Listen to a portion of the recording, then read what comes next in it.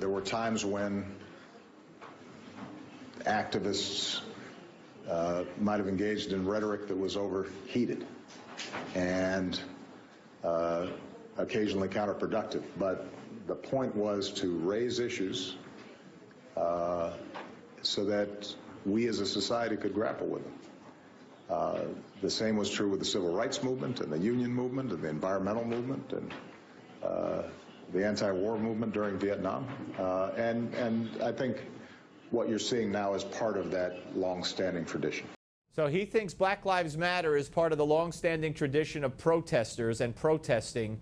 I just think he continues to send a very, very dangerous message. Well, Steve, the president has blood on his hands. These cops' blood are on his hands. There is no way that a president of the United States should support anybody that calls for the death of cops, that walks in the streets calling for the death of cops. He should be condemning Black Lives Matter for what they're doing. He should be investigating people that are inciting riots and inciting the killing of cops, rather than trying to excuse their behavior.